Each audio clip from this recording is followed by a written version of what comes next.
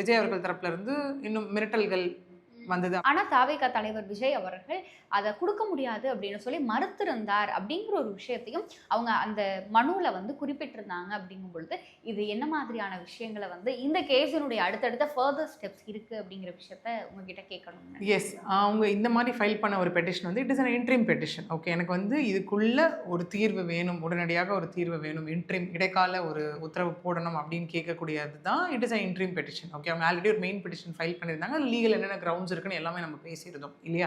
So அதுலேயும் இதே மாதிரி அவர் என்னை அந்த வீட்டுக்குள்ளே அனுமதிக்கல அப்படின்னும் சொன்ன மாதிரி என்னோட சிட்டிசன்ஷிப் வந்து யூகே சிட்டிசன் நான் அப்படிங்கிறதுனால சென்னையில் எனக்கு வசிப்பதற்கு வேறு இடம் இல்லை, வேறு வீடு இல்லை அப்படிங்கிறதுக்காக அந்த வீட்டுக்குள்ளே நான் வசிக்கணும் அப்படின்னும் அதற்கான ஆர்டர் பிறப்பிக்குமாறு ஒரு விஷயம் கேட்டிருந்தாங்க. ஓகே, கூடவே என்னுடைய பிள்ளைகளுக்கும் எனக்கும் ஜீவனாம்சமும் காம்பன்சேஷன் அப்படிங்கிற மாதிரியான விஷயங்களும் கேட்கப்பட்டிருந்தது. கூடவே வந்துட்டு விஜய் அவர்கள் தரப்புல இருந்து இன்னும் மிரட்டல்கள் வந்தது அப்படிங்கிற மாதிரியான விஷயங்கள் எல்லாமே சொன்னதாகவும் நாம் வந்து ஊடகங்களில் செய்தியாக பார்த்தோம் இல்லையா?